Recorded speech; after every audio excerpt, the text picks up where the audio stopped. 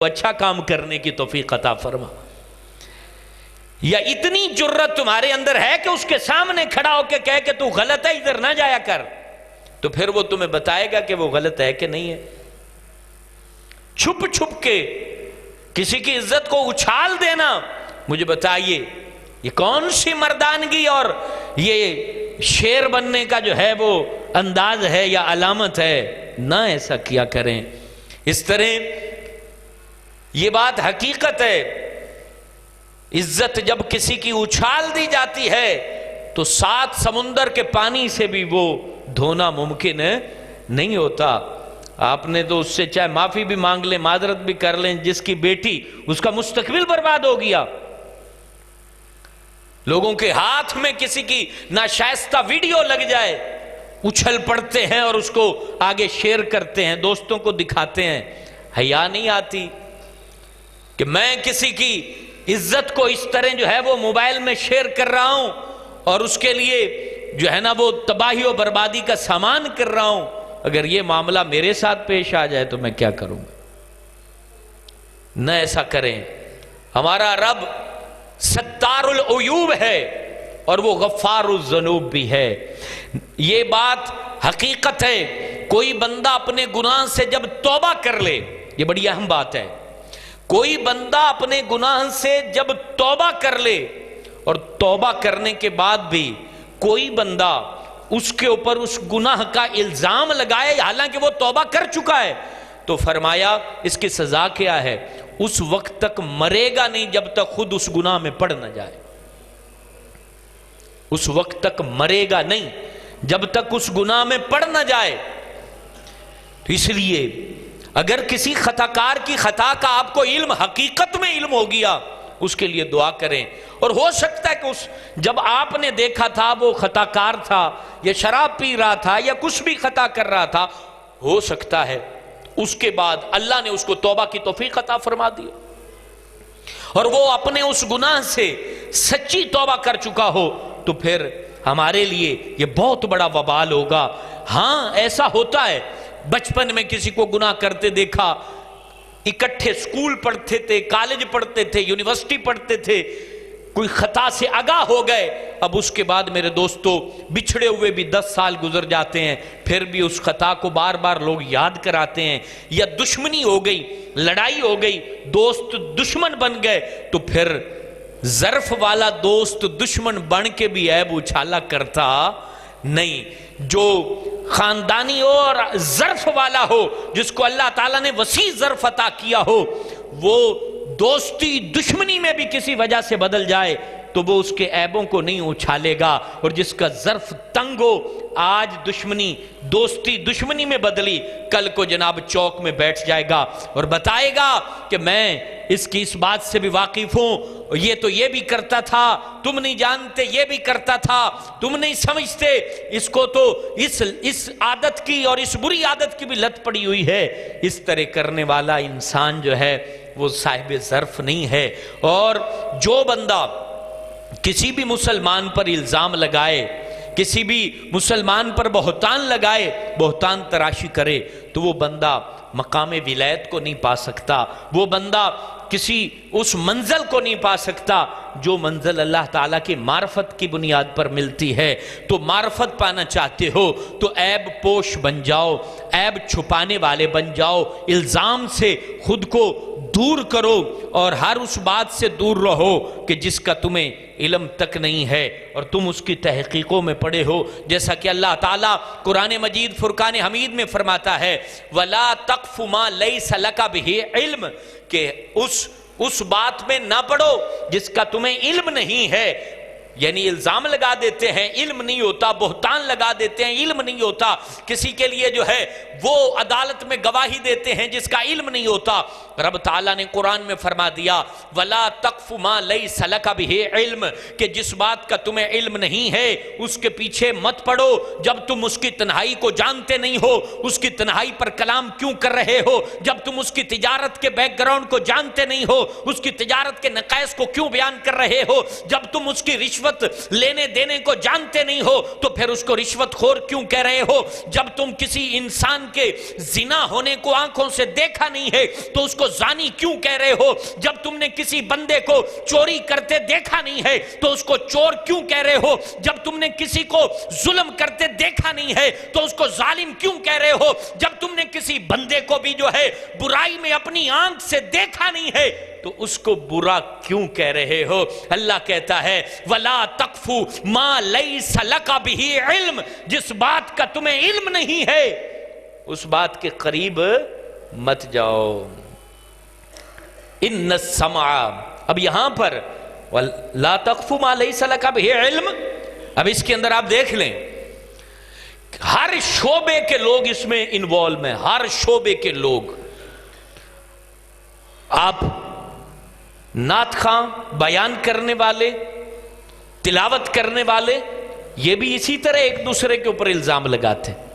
वो उसने बयान, वो तो बयान ही गलत करता है, वो तो फलां जगह पर जो है ना उसने ये बात बयान कर दी थी, उसने ये बात कर दी थी, ये नात खां है, इसका तो शोर ही नहीं है, तुम ऐसे ही इसको इतने पैसे देकर बुलाते हो। ये साउंड वाला, इससे तो अच्छे हमारे डब्बे हैं, वो तो फलाना चाइना का लेकर घूम रहा है, तुम्हें पता नहीं हमारे पास ये है। डॉक्टरी फील्ड में चले जाएं, अफसर को खड़का देंगे कि वो स्टोर वाला प्रैक्टिस कर रहा है, चलो उसने उसको पकड़ा दिया, उसने उसको पकड़ा दिया, सारे गए 20-20 हजार रिश्वत दे के फिर वापस ठंडे होके बैठ गए।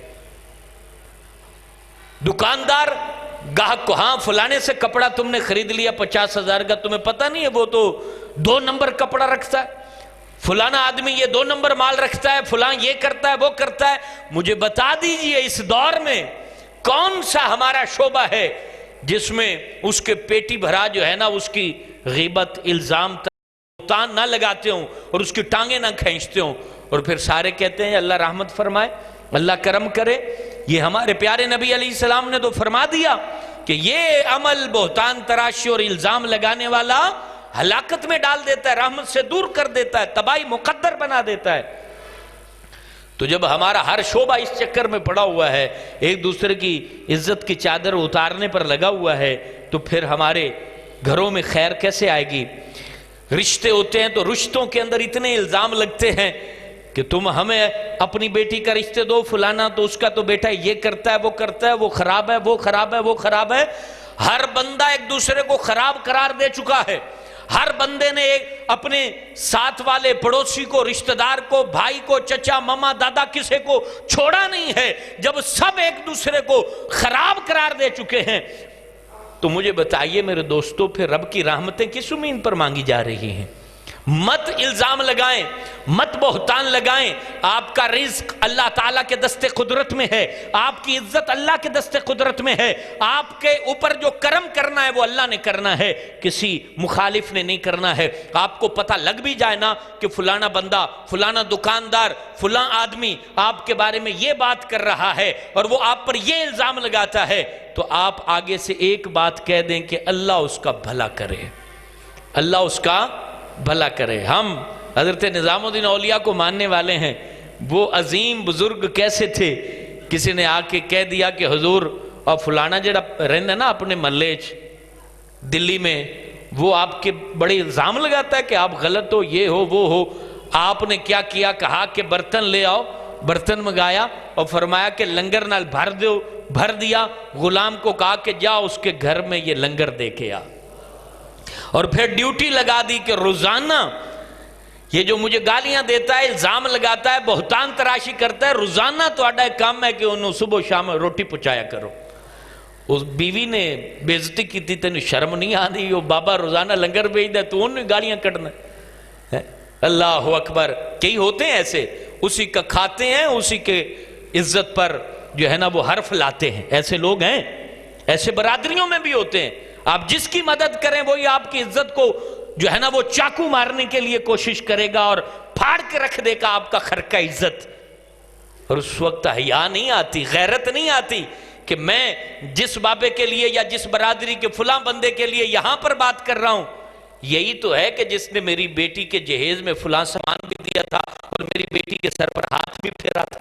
लेकिन शर्म कौन दिलाए? नफ्स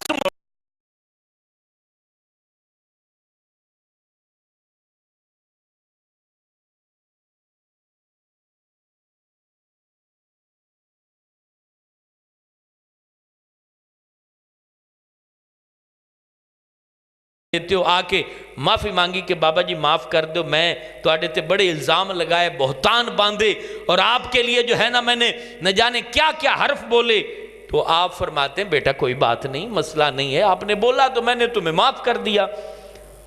अगले दिन अच्छा लंगर भेजा ही नहीं।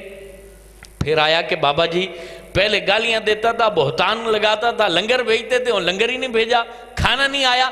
कहा कि पहले तो तू अपनी नेकियां मेरे खाते में डाल रहा था, तो एहसान में तुम्हें लंगर भेज रहा था।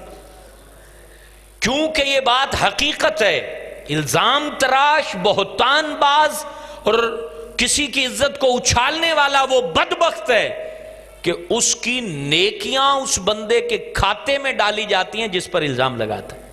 ये मुस्लिम शरीफ की हदीस है। नबी पाक सल्लल्लाहु अलैहि वसल्लम ने एक दफा पूछा था अपने सहाबा से, बताओ मेरी उम्मत का गरीब आदमी कौन है? मुस्लिम की हदीस है ये।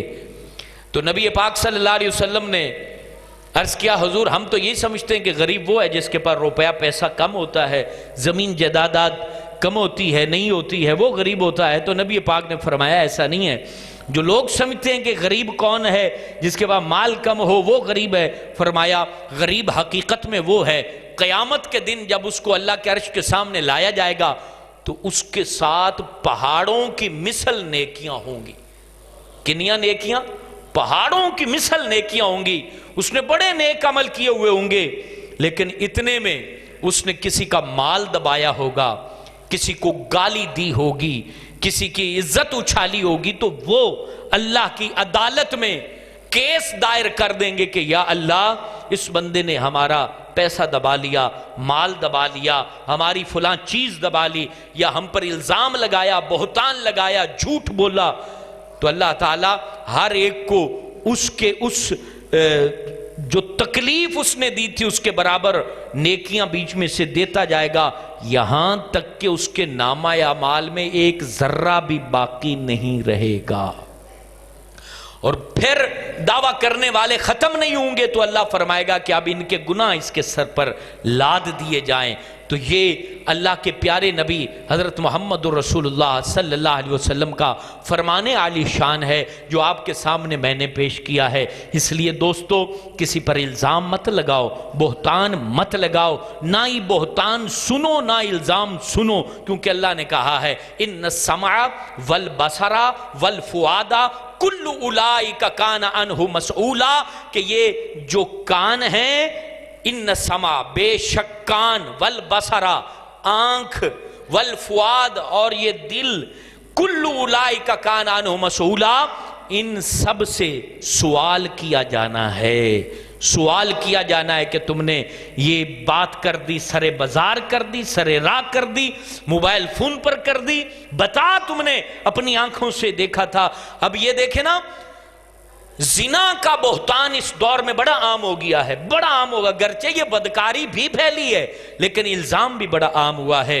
हालांकि सूरह नूर में इसकी सजा मौजूद है। अगर कोई बंदा किसी औरत के ऊपर, पाकबाज औरत के ऊपर इल्जाम लगा दे और वो इल्जाम 4 गवाहों के जरिए साबित ना कर सके, फरमाया गया उसको 80 कोड़े मारे जाएं और उसकी गवाही अब अदालत में काबिले कबूल नहीं है। और नबी पाक सल्लल्लाहु अलैहि वसल्लम ने फरमाया इन्ना क़ज़फ़ल मुहसना तहदेमु अमला मिआती, अल्लाहु अकबर। हुजूर जाने आलम ने फरमा दिया कि किसी पाकबाज औरत पर इल्जाम लगाना 100 साल के अमल को मिटा देता है, 100 साल के अमल को मिटा देता है। किसी पाकबाज औरत पर बदकारी का जिना लगा देना, मन पसंद ख्याल की खातर किसी की बहन बेटी की इज्जत उछाल देने वाले, अपनी फेसबुक के जरिए किसी बच्ची को बर्बाद करने वाले, अपने मोबाइल के अंदर किसी का फोटो रख के फिर उसको एडिटिंग करके आगे दोस्तों में शेयर करने वाले, अपनी ख्वाहिशे बद को पूरा करने के लिए किसी का घर उजाड़ने वाले, किसी की बीवी पर इल्जाम लगाने वाले, किसी की बेटी को सरे राह में लाकर उजाड़ देने वाले, किसी की मां पर इल्जाम लगाने वाले, सुन ले कब्र में तुझे वो मार पड़ेगी कि तू चीख चीख कर पुकारेगा। न तेरा दोस्त बचा सकेगा, न तेरा चौधरी बचा सकेगा, न तेरा माल बचा सकेगा। حیا کر اور غیرت کر. کسی کی بیٹی کی تصویر لگاتا ہے موبائل میں اور کسی کی بہن کے بارے میں باتیں کرتا ہے. کبھی اپنے گریبان میں جھانک کہ تیری بیوی کو جب سرے راہ تذکرہ کیا جائے یا اس کی بات کی جائے تو پھر تیرا کیا کلیجہ پھٹ نہ جائے گا. لیکن میرے دوستو، آج کے معاشرے کے نوجوان کو یہ تربیت دینا ضروری ہے کہ جتنی بے راہ روی آج ہم دیکھ رہے ہیں وہ ٹاٹ پر بیٹھے پڑھنے والے بچوں میں نہیں ہوا کرتی تھی، جن کے ہاتھ میں تختیاں ہوتی ہیں اور پوچھ کر جو ہے وہ ساتھ میں بیٹھی لڑکی کو بھی بہن تصور کیا کرتے تھے. اور ان کو جو ہے نا وہ نہ بال بنانے کا طریقہ آتا تھا، نہ ان کو جو ہے وہ کپڑوں کے جو ہے نا تراش خراش کا پتہ تھا، نہ ان کے ابے بڑی بڑی گاڑیوں میں جو ہے نا وہ چلا کرتے تھے. لیکن وہ باغیرت بھی تھے، وہ غیرت مند تھے، وہ باحیا تھے. ان کے اندر جو ہے تمیز تھی، وہ دوسرے کی عزت کو عزت سمجھا کرتے تھے. آج جناب سوٹٹ بوٹٹ ہو کر ہم جو ہے نا وہ بڑی بڑی ڈگریاں تو حاصل کر لی ہیں، لیکن راہ چلتی بیٹی کی عزت ہم نے اب تک نہیں سیکھی ہے، ہمارے معاشرے نے نہیں سیکھی ہے. کون سکھائے گا؟ قرآن سکھائے گا. کون سکھائے گا؟ نبی کا فرمان سکھائے گا. یہ بات یاد رکھیے، اس وقت اسکول کالج کی تعلیم بہت معیاری ہے اور بہت بلند ہے، لیکن معذرت کے ساتھ اخلاقی تعلیم نہیں دی جاتی. یہ سمجھتے ہیں کہ ہمارا اسکول جناب بہت ٹاپ پر، ہمارا کالج بہت ٹاپ پر، کیونکہ ہمارے جو بچے بچیاں ہیں وہ ناچ لیتے ہیں، وہ گانا گا لیتے ہیں، وہ ڈانس کر لیتے ہیں. یہ معیار تعلیم نہیں ہے. معیار تعلیم یہ ہے کہ تمہارے ادارے میں آنے والا ماں کو ماں سمجھے، باپ کو باپ سمجھے اور ہر ایک کی بیٹی کو عزت کی نگاہ سے دیکھے، تو پھر پتہ چلے گا کہ ہماری تعلیم کا معیار بلند جا رہا ہے. تو اس لیے میرے دوستو، وقت چونکہ ہمارے پاس بہت کم ہوتا ہے، آج قرآن مجید کی اور احادیث نبویہ کی روشنی میں ہم نے اس پر گفتگو کی کہ الزام لگانا، بہتان باندھنا اور جھوٹی گواہی دینا، اس پر نبی پاک نے فرمایا کہ جھوٹی گواہی دینے والے کو اللہ تعالیٰ پل صراط پر روک دے گا کہ رک جا یہاں، اور تو نے جو فلاں مسلمان کے خلاف عدالت میں جھوٹی گواہی دی تھی اس کے بارے میں بتا کہ تو نے کیوں دی تھی. اور پھر جب تک سزا پوری نہیں کرے گا وہ پل صراط نہیں عبور کرے گا. اب مجھے بتائیں، جھوٹی گواہی منٹ میں نہیں دے دی جاتی، ایک سیکنڈ لگتا ہے. جھوٹا گواہ آپ کو وہاں ٹوٹ لے کر دیتے ہیں کہ حضرت صاحب گھبراؤ نا، میں گواہ پرووائڈ کرتا ہوں. اللہ اکبر. حالانکہ گواہ وہ ہوتا ہے کہ جو اپنی آنکھ سے دیکھنے والا ہو، کان سے سننے والا ہو، اور وہ وہیں عدالت میں بیٹھے گواہ پیدا کر لیتے ہیں. یہ ہمارا اسلامی جمہوریہ پاکستان کا عدالتی نظام ہے، جہاں گواہ بکتے ہیں، جہاں جج بکتے ہیں، جہاں وکیل بکتے ہیں، یا وڈیرے بکتے ہیں، یا چودھری بکتے ہیں، یہاں ایس ایچ او بکتے ہیں، ایس پی بکتے ہیں، یا مولوی بکتے ہیں، مفتی بکتے ہیں، پیر بکتے ہیں. ہر بندہ بک رہا ہے اور کہتے ہیں کہ رسول اللہ کی نگاہ کرم نہیں ہے. مجھے بتا، جب تو بکنا چھوڑ دے گا حضور کی نگاہ کرم میں آ جائے گا. پھر ہر بندہ تو بک رہا ہے، جہاں چاہے جس کو چاہے پیسہ دکھائے اور خرید لے. اللہ تعالیٰ سے دعا ہے کہ اللہ تعالیٰ میں جھوٹے الزام، بہتان، اس سے اللہ ہمیں بھی محفوظ رکھے. کیونکہ یہ بات واقعی بہت سخت ہوتی ہے کہ الزام جب لگتا ہے نا تو پھر ساری زندگی بندہ روتا رہتا ہے. اب اس رونے کا مداوع وہ الزام لگانے والا کر سکتا ہے؟ نہیں کر سکتا. جامع مسجد صدیق اکبر میں 1:30 بجے جمعہ ہوتا ہے. آپ سے یہ گزارش ہے کہ اپنے معاشرے میں اس دعوت کو عام کریں.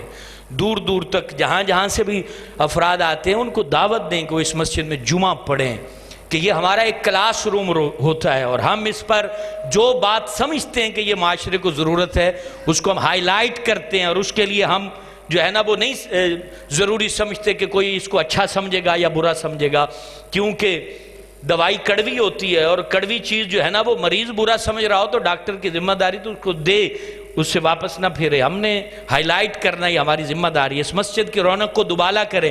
ہم چاہتے ہیں کہ اس مسجد میں کم از کم 3000 لوگ جمعہ پڑھیں، پھر آنکھیں ٹھنڈی ہوں گی. 3000 لوگ یہاں جمعہ پڑھیں. ہر بندہ دائی ہے، دعوت دیں. اپنے ساتھ بیٹھنے والے بیلی کو کہیں، اپنے پڑوسی کو کہیں، اپنے دکان پہ آنے والے گاہک کو کہیں کہ جمعہ جو ہے آپ صدیق اکبر میں پڑھیں. یہاں جمعہ پڑھیں گے تو انشاءاللہ چاروں جانب آپ کو بہاریں نظر آئیں گی. اللہ عمل کی توفیق عطا.